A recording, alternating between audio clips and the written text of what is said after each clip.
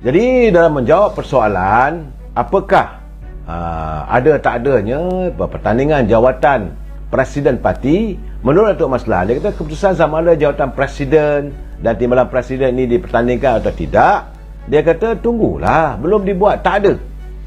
Majlis Tertinggi menafikan bahawa ada usaha dilakukan untuk jawatan Presiden dan timbalan Presiden ini tidak ditandingi. Tidak ada.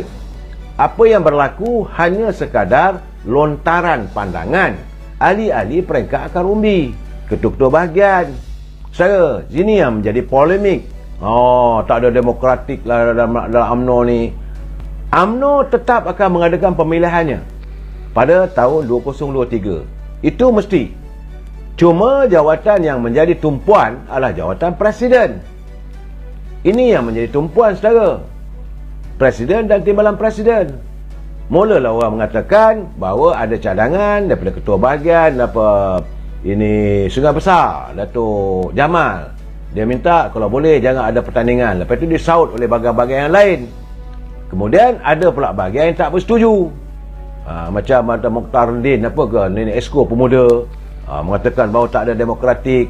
Saya mengatakan, ini nak bercakap soal demokrasi apa benda lagi?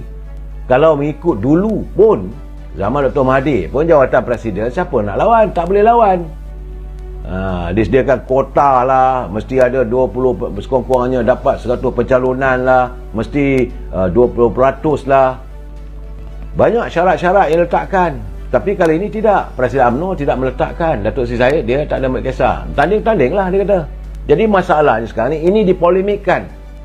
Hanya matlamat lain tak ada. Untuk menghakiskan nama baik Presiden dan timbalan Presiden serta pimpinan UMNO.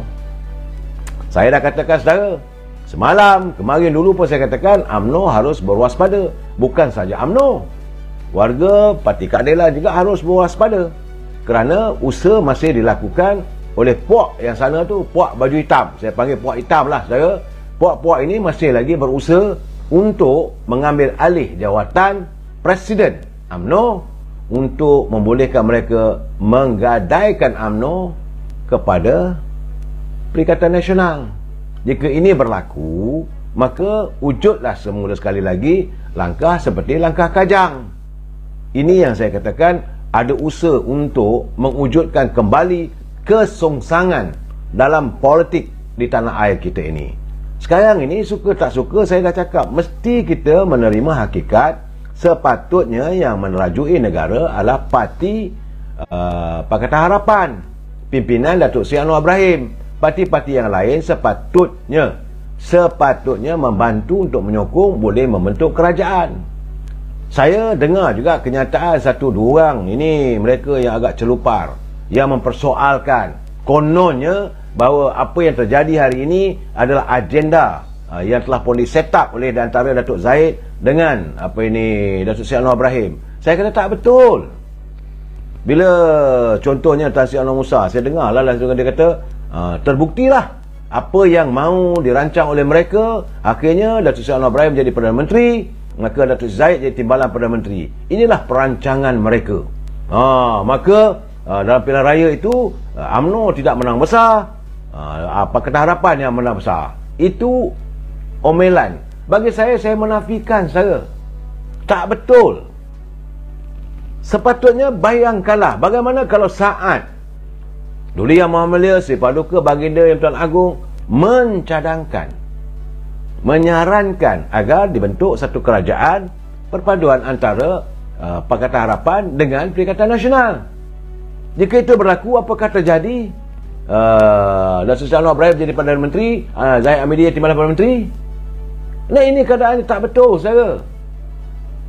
Mereka membuat onar, mereka melanggar, mereka menghancurkan impian dan harapan Duli Yang Maha Mulia Sri Paduka Pertuan Agong untuk melihat kestabilan ini, kemudian tuduh pada Zahid. Ini tak betul. Ini kenyataan bagi saya cukup tidak bertanggungjawab. Bila mereka mengatakan ini perancangan dari awal, rancang apa benda? Kalau waktu itu Perikatan Nasional bersetuju, Datuk Seri Anwar Ibrahim jadi Perdana Menteri, Tan Sri Bode jadi timbalan Perdana Menteri, diadunkan dua parti ini, UMNO kekal sebagai parti pembangkang. Tapi kerana mereka tidak mahu untuk bersama dengan Pakatan Harapan menjadikan suasana dalam keadaan yang tidak menentu. Sebab waktu itu keadaan tergantung. Bila keadaan tergantung, perlu diselamatkan. Jadi usaha yang dilakukan oleh Datuk Seri Zahid Hamidi tidak lain tak bukan hanyalah untuk memastikan terbentuknya kerajaan berdasarkan pada prinsip demokrasi, iaitu yang menang tetap yang menang, bukan mengambil yang kalah untuk disokong. Jadi sebab itu berasaskan kepada itu, dengan adanya 30 kursi daripada UMNO Barisan Nasional berserta dengan 82 kursi daripada Parti Pakatan Harapan membentuk 112 kursi, bolehlah tubuh kerajaan the simplest, paling simple majority waktu itu. Tapi malangnya saudara, mereka bergandengan, kononnya lah. Ini yang saya cakap terus terang, saya dapat tulisan bila orang bercakap tentang Datuk Seri Syamuddin, karenanya mengatakan bahawa kita haruslah setia pada parti. Jadi saya terima soal ni, di manakah letaknya kesetiaan Datuk Seri Syamuddin ketika beliau tergamak menandatangani surat akuan bersumpah secara sulit menggunakan kapasitinya sebagai ahli parlimen Sembrong yang baru menang pilihan raya ke-15, sedangkan telah pun dipersetujui apa-apa keputusan mesti dibawa melalui Presiden Parti. Tapi dia lebih redha membawa 10 orang lagi itu. Ini kenyataan yang dilapaskan oleh Tuan Guru Haji Hadi Awang. Saudara, macam mana kau nak bercakap soal kesetiaan? Jadi saya katakan kenyataan yang tular dalam media sosial, Syamuddin kata kita mesti setia pada parti, bagi saya porah. Cakap sembang saja. Sepatutnya beliau wajar diambil tindakan, kerana sekali lagi melakukan, saya anggap sebagai onar, membelakangkan parti.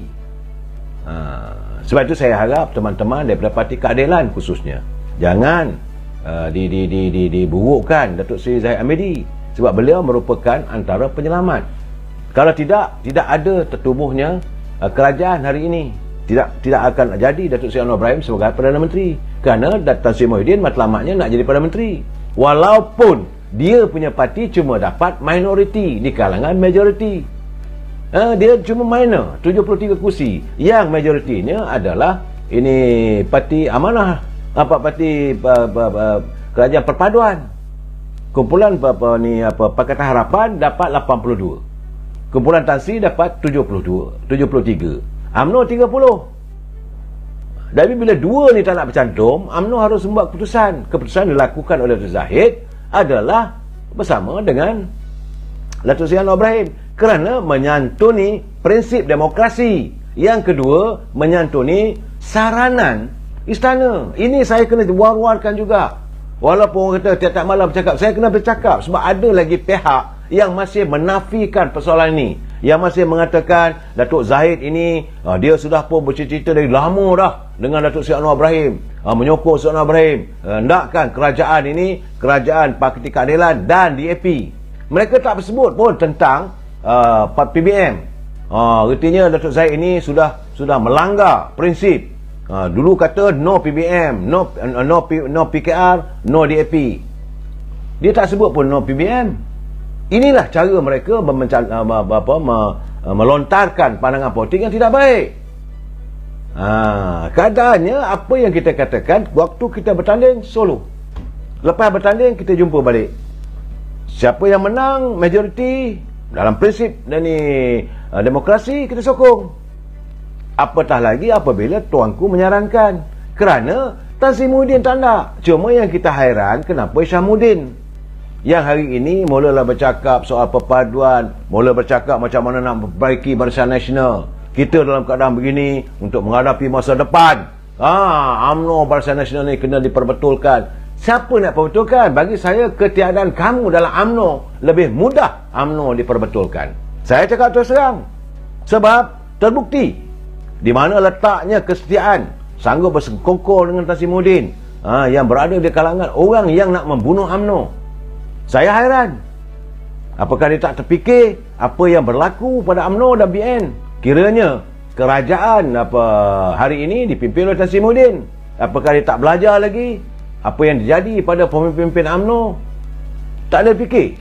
Yang matlamat mereka nak mematikan UMNO supaya ahli-ahli UMNO ni dipindah dalam PBM. Ini kena jelas. Saya kena faham. Jadi sebab itu saya berkali-kali menyatakan, cukup-cukuplah orang macam Hishamuddin, orang macam Khairi Jamaluddin, orang-orang macam ini bagi saya. Sebab itu saya cuma satu je kerunsingan saya, sebab saya dapat laporan bahawa pejabat Presiden UMNO sekarang ni sudah pun ada rempuhan. Kononnya orang-orang tertentu sudah pun cuba mengelilingi Presiden. Saya berharap Datuk Seri Presiden sentiasa berwaspada, kerana ular-ular sekarang ni sedang mengelilingi Datuk Seri Presiden. Perhati baik-baik orang-orang ini, sejauh mana kejujuran mereka. Saya mahu melihat agar institusi Presiden UMNO ini tidak dicabar, kerana sekali kita melakukan cabaran, maka sekali lagi lah UMNO dalam berantakan. Kita sambung lagi malam besok. Wabillahi taufiq wal hidayah. Salam.